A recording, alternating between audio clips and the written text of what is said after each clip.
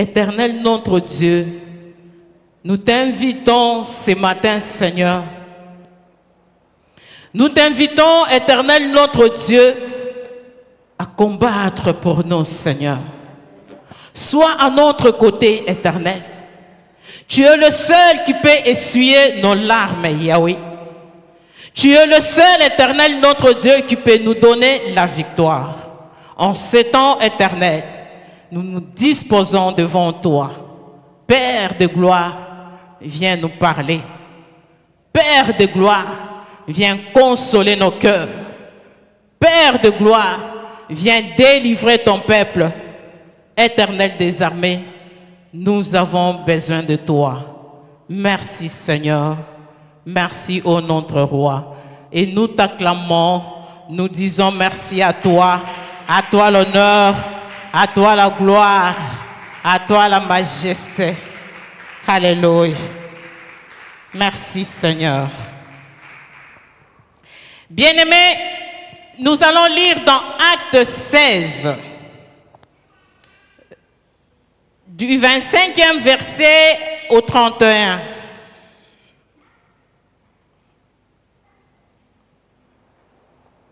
Acte 16, 25 à 31.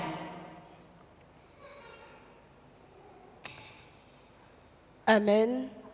Nous lisons la parole du Seigneur. Acte 16, verset 25. Vers le milieu de la nuit, Paul et Silas priaient et chantaient les louanges de Dieu, et les prisonniers les entendaient. Tout à coup, il se fit un grand tremblement de terre, en sorte que les fondements de la prison furent ébranlés. Au même instant, toutes les portes s'ouvrirent et les liens de tous les prisonniers furent rompus. 27. Le geôlier se réveilla et lorsqu'il vit les portes de la prison ouvertes, il tira son épée et alla se tuer, pensant que les prisonniers s'étaient enfuis. Mais Paul cria d'une voix forte, « Ne te fais point de mal, nous sommes tous ici. » Verset 29.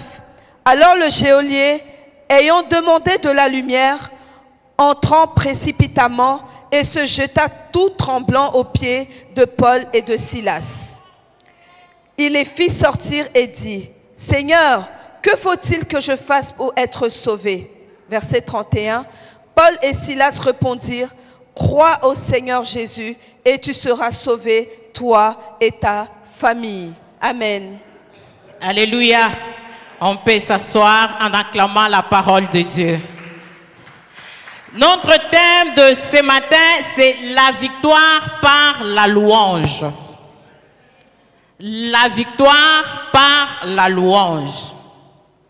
Je viens te dire ce matin, en tant qu'enfant de Dieu, la victoire n'est pas une option. La victoire, pour nous, enfants de Dieu, c'est une obligation. Alléluia. Nous sommes obligés de remporter. Nous sommes obligés d'avoir la victoire devant chaque combat. Alléluia. Cette victoire a été acquise à Golgotha. À Golgotha, Jésus a dit, tout est accompli. Alléluia. Et nous sommes victorieux à cause de l'acte que Jésus a posé à Golgotha. Nous remportons la victoire même quand nous ne sommes pas dans les combats. Parce que la Bible nous dit, nous sommes plus que vainqueurs. Alléluia. Plus que vainqueurs, parce que notre représentant, qui est Jésus-Christ, nous a représentés. Il a combattu pour nous et il a gagné. Et nous, au retour, nous disons que nous sommes victorieux parce que notre représentant a gagné leur représentant. Alléluia. Prenons par exemple notre équipe nationale. Lorsque l'équipe nationale est en train de jouer, nous, on est là en train de regarder. Notre cher Lukaku, on est en train de le faire tomber. Est-ce que c'est toi qui es tombé là-bas? Quand on a cassé les genoux, est-ce que c'est ton genou qu'on a cassé là-bas? Mais lorsqu'il va marquer, nous tous on va s'élever pour dire que nous avons gagné. Nous avons gagné comment? Parce que l'équipe nationale nous a représentés. Alléluia. De la même manière que Christ nous a représentés à la croix, il a tout accompli et nous avons gagné les combats. Alléluia. Bien-aimé, David devant Goliath, David avait gagné Goliath. Et là, David a représenté les enfants d'Israël. Vous savez, à ce moment-là, même un enfant de 2 mois, lorsqu'il se présente devant un Philistin, ce Philistin-là doit du respect à cet enfant-là, parce que le représentant avait gagné le représentant des Philistins. Alléluia. C'est pourquoi nous devons avoir l'obligation de gagner les combats. Bien-aimés, le monde nous dit il ne faut pas célébrer la victoire avant la guerre. Mais nous, en tant qu'enfants de Dieu, nous devons célébrer la victoire même avant la guerre. Alléluia. Il ne faut pas attendre de toucher pour commencer à dire merci. Il ne faut pas attendre de voir pour commencer à célébrer Dieu. Tu vas célébrer Dieu même avant que je puisse voir. Alléluia. Lorsque je cherche un enfant, je vais tomber enceinte. Mais je ne suis pas enceinte. Mais je sais que j'ai la victoire sur ces combats. Dans ma maison, je peux même commencer à donner les noms des enfants. Parce que je sais que ces combats, je l'ai déjà remporté. J'aurai des enfants. Parce que Jésus-Christ va remporter pour moi. Alléluia. Nous avons une raison pour laquelle nous pouvons célébrer Dieu avant les combats. Alléluia. Daniel, lorsqu'on l'avait jeté dans la fosse aux lions, Daniel était avec des lions là-bas. Daniel était en prison avec des lions qui étaient enflammés. Daniel a passé la nuit avec ces lions-là. Le roi, il n'avait pas bien dormi la nuit. Le matin, le roi est allé voir Daniel pour demander à Daniel si tout va bien. Daniel a dit, oh roi, vis éternellement. L'Éternel a envoyé son ange. Daniel a dit qu'il va sortir de là. Les lions là qu'il est en train de regarder Daniel, devant Daniel, Daniel a dit, j'ai la victoire. Daniel a chanté la victoire avant de sortir dans la fosse aux lions. Alléluia. J'aime ça. Alléluia.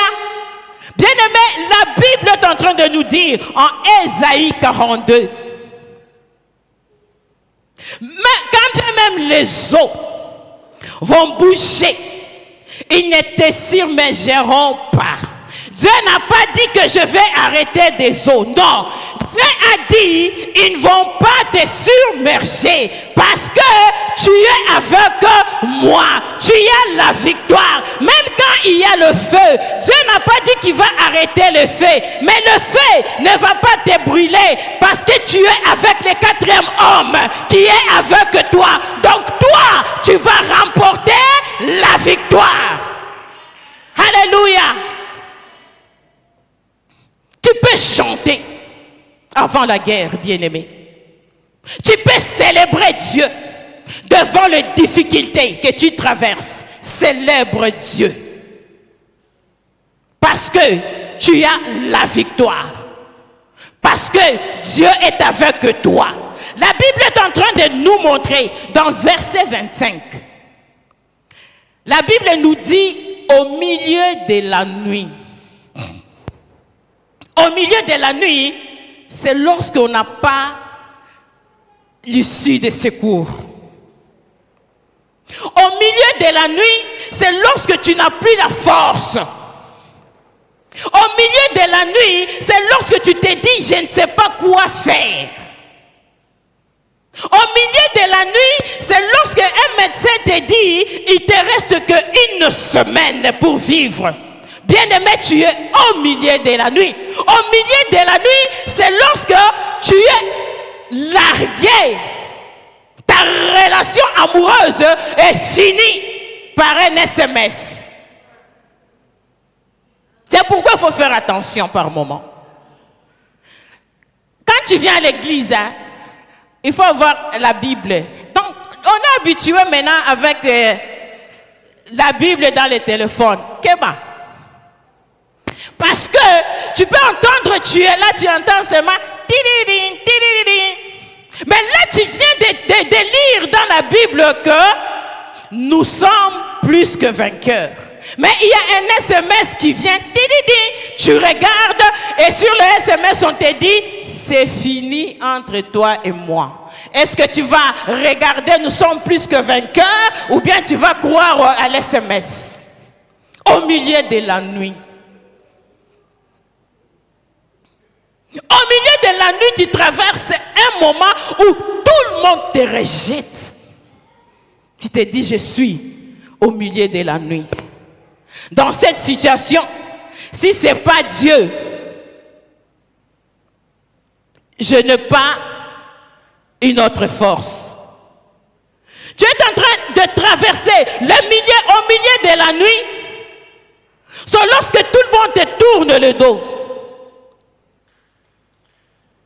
Tu s'est dit ton problème, ce n'est pas mon problème. Ton problème, termine ça toi-même. Tu es au milieu de la nuit.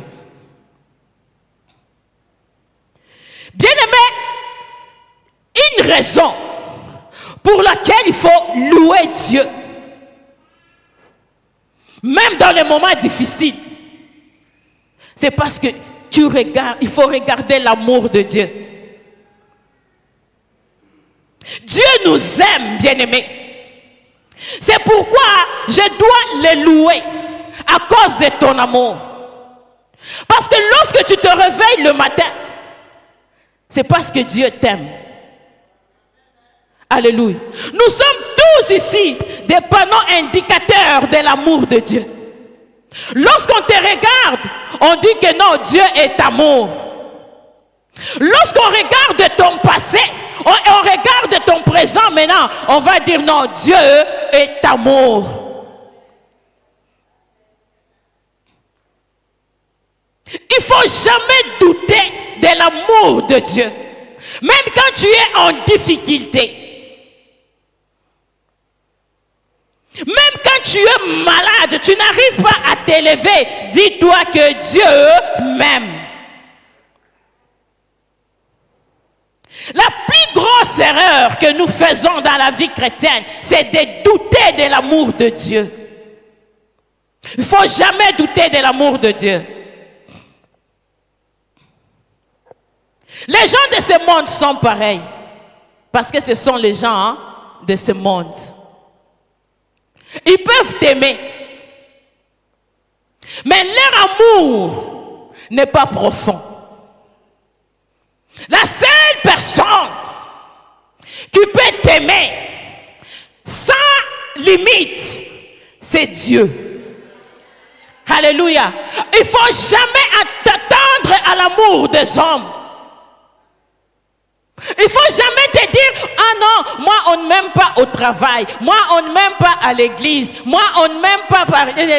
Même si tout ce monde-là ne t'aime pas. Mais si Dieu seul t'aime, tu es gagnant. Si Dieu seul t'aime, tu as la victoire. Si Dieu seul t'aime, vraiment, tu es un enfant de quelqu'un. L'amour des gens de ce monde est trop petit. Mais l'amour de Dieu est grand. Lorsque Dieu t'aime, il ne faut pas t'en faire. Regarde à cet amour-là. Ça te suffit. Il ne faut pas te faire du mal. Il est là, il t'aime. C'est l'une des raisons où tu vas louer. Même quand tu es en difficulté. Une autre raison, Donc tu peux chanter, même en prison, parce que Dieu est présent.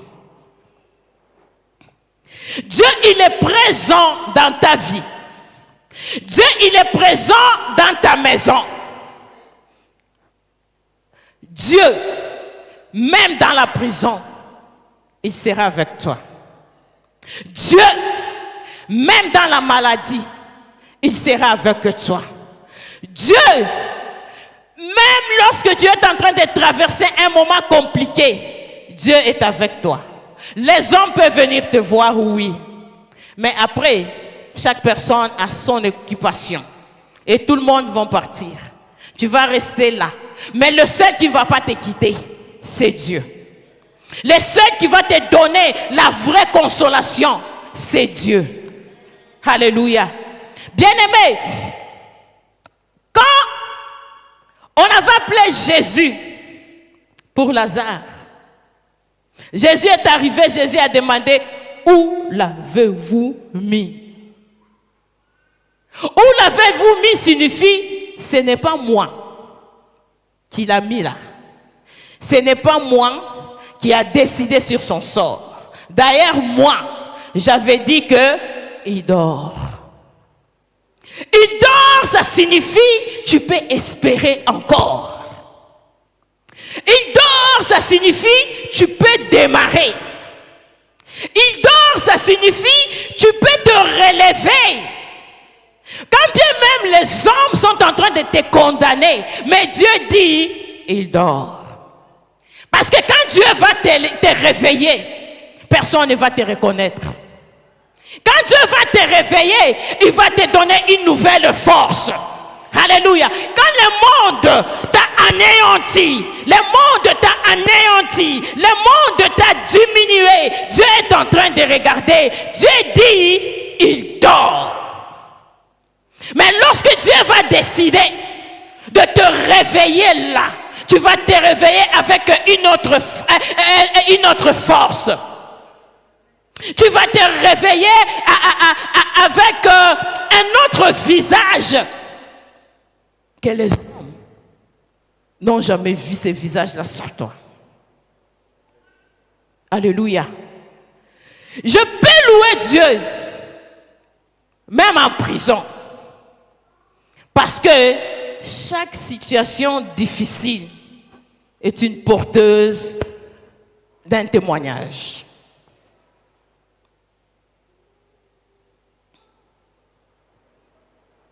La louange pendant les moments difficiles devient une louange prophétique.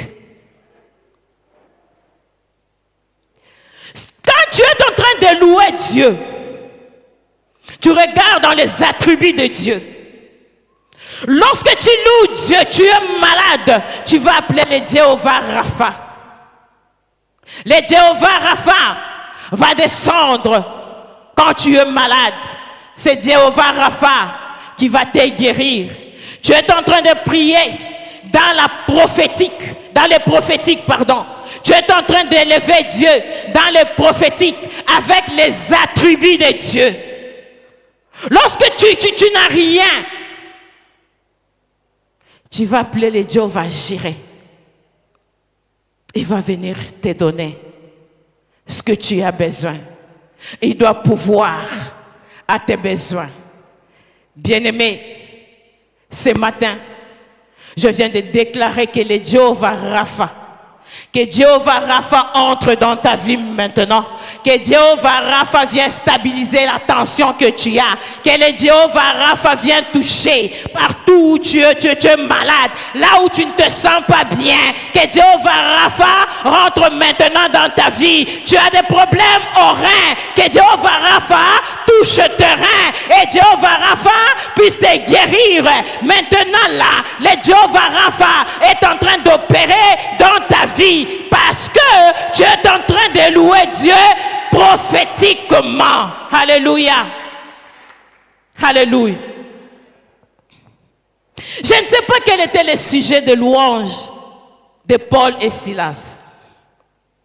Mais leur louange a déclenché la victoire. Alléluia.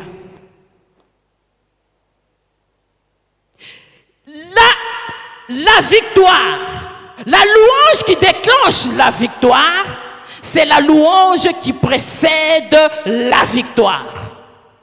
Alléluia. La louange qui déclenche la victoire, c'est la louange qui précède la victoire. Maman Mireille, tu peux lire le verset 26.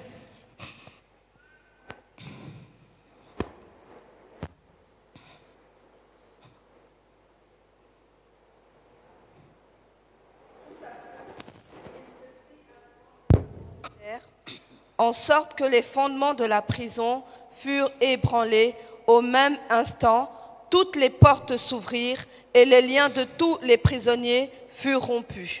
Juste le début là. Okay. Tout à coup, on s'arrête là. C'est le verset 26 là qui va nous accompagner.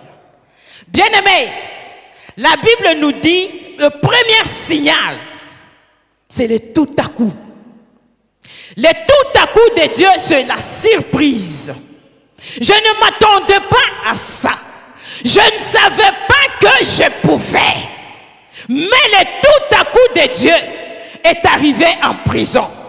Pendant que Paul et Silas étaient en train de chanter, pensant que ils vont passer par une longue procédure. Mais Dieu les a surpris. Tout à coup, la situation a commencé à changer. Tout à coup, ils se sont retrouvés qu'il y a l'imprévu qui est là. Les choses commencent à bouger. Les choses commencent à bouger. Que Dieu nous visite ce matin. Pour que les tout à coup de Dieu nous arrivent. Il y aura même des téléphones qui vont sonner. Tout à coup, Dieu va changer la situation. Tout à coup, Dieu va répondre à ton besoin. Tout à coup, Dieu va toucher quelqu'un pour venir te bénir. Alléluia. Les dieux de tout à coup. Les dieux de imprévus, les dieux de surprise, c'est ces dieux-là que nous annonçons ce matin. Alléluia. Notre deuxième signal, lorsque Paul et Silas sont en train de louer, ils traversaient. Mireille, tu peux lire encore deuxième partie là. Tout à coup, il se fit un grand tremblement de terre. Je continue. Le fondement. En sorte que les fondements de la prison furent ébranlés. Ok.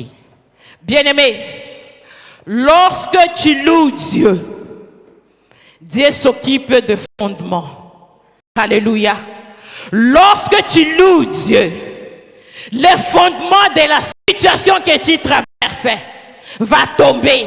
À cause de ta louange, à cause de ta louange que tu es en train de montrer à ton Dieu, les fondements de la maladie vont tomber, les blocages et leurs fondements vont tomber, tout va tomber parce que même les géants qui dérangent ta vie va tomber à cause de la louange que tu donnes à ton Dieu. Les fondements, il n'y a aucun fondement qui peut déranger Dieu.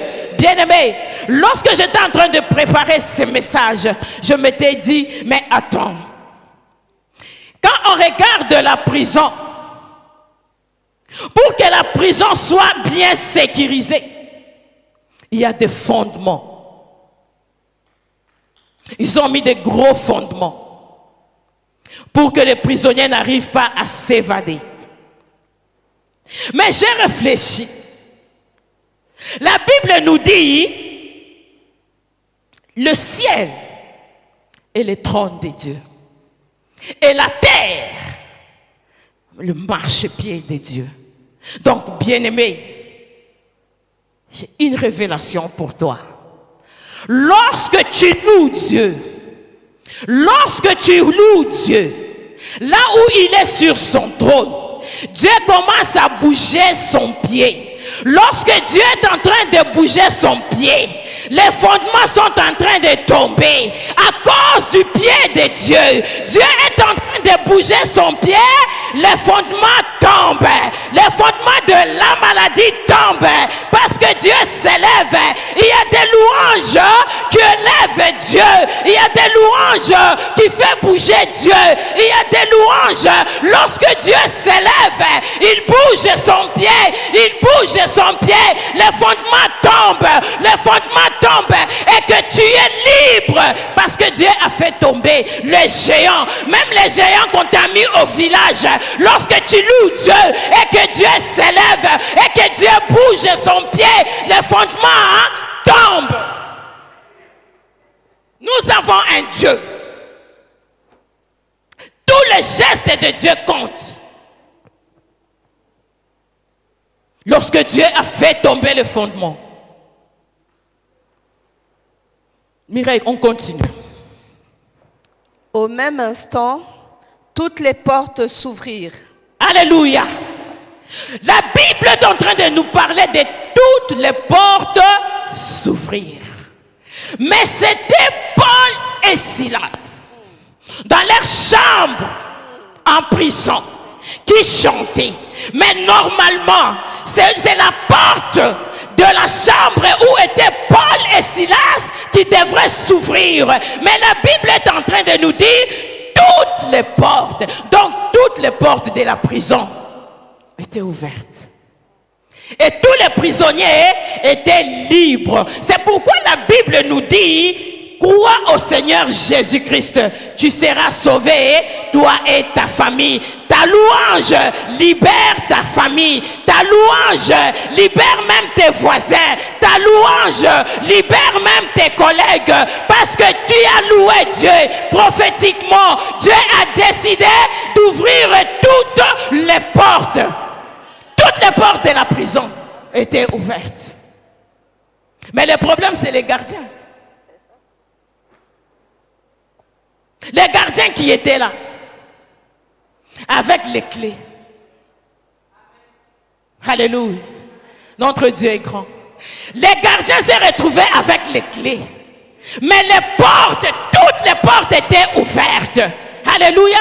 Mais entre Paul et les gardiens, c'est qui était prisonnier? C'était Paul et Silas. Parce qu'après, la Bible est en train de nous dire que les gardiens a dit à Paul: qu'est-ce que je peux faire? Aidez-moi. Donc, c'est les gardiens qui étaient prisonniers. Paul et Silas, en prison, ils étaient en mission. Amen. Alléluia. Ils étaient en mission.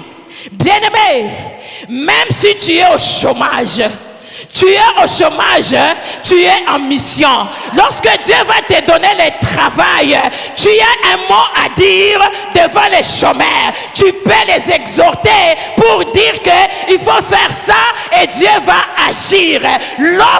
Alléluia. Bien-aimé, lorsque tu es célibataire, tu es en mission. Les jours où Dieu va te bénir, va te donner le mariage, tu sais conseiller les célibataires comment il faut faire avec Dieu.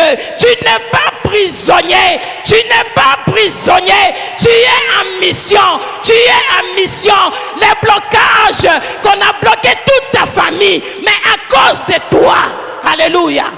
À cause de toi, la mission que Dieu t'a donnée, c'est de libérer toute ta famille. À cause de tes bonnes œuvres, à cause de la manière dont tu sers Dieu, Dieu t'a donné une mission de libérer ta famille. Dieu t'a donné une mission de libérer les nations.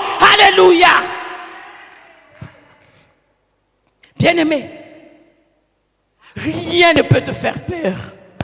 Dis-toi que je suis en mission. La situation que je traverse maintenant, je ne veux pas crouler avec ça. Je suis en mission.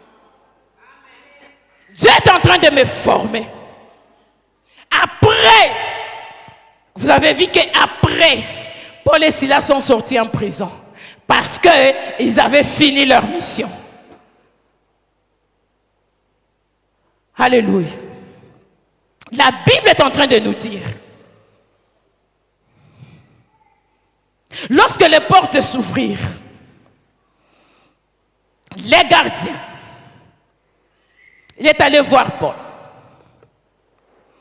pour dire à Paul, qu'est-ce que je veux faire? Aide-moi. C'est pour dire que il avait beaucoup de péchés. C'est lui qui était prisonnier. Il pensait que c'était Paul et Silas qui étaient prisonniers. Mais c'est lui, les gardiens, qui étaient prisonniers. Bien-aimé, c'est lui qui pense qu'il y a la clé de ta vie. C'est lui qui pense que c'est lui qui te gère. Laisse-lui avec sa clé. Alléluia. Laisse-lui avec sa clé. Mais dès que tu sais, tu as un Dieu qui a qu'une seule clé. Et cette clé peut ouvrir beaucoup de portes. Cette clé peut ouvrir beaucoup de portes. C'est Dieu qui possède cette clé-là. L'oncle là qui a la clé, c'est lui qui t'a bloqué. Laisse-lui avec sa clé. Bien-aimé, on ne peut pas avoir peur. Nous avons la victoire. Toi, tu penses que tu vas terminer avec moi, là où tu me vois là. Mais non, moi je sais que j'ai un Dieu qui va m'enlever de là où je suis et m'amener là où lui-même avait prévu que c'est là-bas ma place.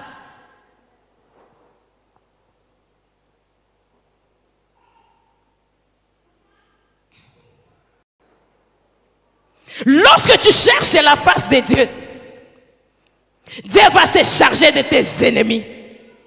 Lorsque tu loues Dieu, tu oublies tout. Tu te dis, moi là, je suis en train de louer Dieu. Dieu va se charger du reste. Dieu va se charger de tes ennemis. Dieu va se charger de tes blocages. Dieu va se charger de tout ce qui te combattent. Dieu va te charger de toute personne qui cherche à te nuire. Alléluia. Parce que toi tu te dis, moi je vais les louer. Que je touche, que je voie, que je ne voie pas. Mais je sais que j'ai un Dieu. Je les loue avant même que je touche. Bien-aimés, ce matin, nous allons appeler le Dieu de tout à coup. Que ce Dieu-là vient briser les fondements dans ta vie. Que ce Dieu-là vient ouvrir toutes les portes de ta vie. Que ce Dieu-là vienne faire tomber les liens qui te détiennent là. Ces liens-là vont tomber parce que tu vas louer notre Dieu, parce que ton Dieu est là, parce que tu as décidé de marcher avec Dieu, tu as décidé de le louer. Même dans la souffrance, tu t'es dit, je ne laisse pas Dieu. Même lorsque tu es malade, tu te lèves et tu t'es dit, moi, je vais aller à l'église, je vais les louer parce que je sais que j'aurai la guérison. Alléluia. Bien-aimé. Alléluia. Vous voyez, je reste beaucoup sur la guérison. J'insiste beaucoup sur la guérison. Parce que Dieu va guérir ce matin. Dieu va te guérir à cause des sacrifices que tu as fait aujourd'hui. Tu es arrivé en ce lieu. Ton corps ne va pas bien. Mais Dieu est là parce que tu vas les louer. Il va faire tomber les fondements de la maladie qui te dérange. Dieu est là. Dieu est là. Il est en train de te guérir. Il est en train de couper les liens que l'ennemi pensait qu'il va te laisser dans ces liens-là. Il est là avec la clé. Il est là avec la clé. Il ouvre toutes les portes. Notre Dieu est en train d'ouvrir toutes les portes. Notre Dieu est en train de libérer. C'est un Dieu qui peut te délivrer de beaucoup de choses en un seul coup. Oh Dieu. Alléluia. Il est là, bien-aimé. Il est au milieu de nous. Il est là, il est en train d'ouvrir les portes. Alléluia. Alléluia. Apôtre, viens continuer. Alléluia. Parce que, alléluia. Merci Seigneur. Merci mon Dieu. Merci Éternel des armées. Merci parce que tu es tout pour nous. Merci éternel notre Dieu pour la guérison Yahweh. Merci Seigneur. Merci éternel. Merci au roi. Alléluia.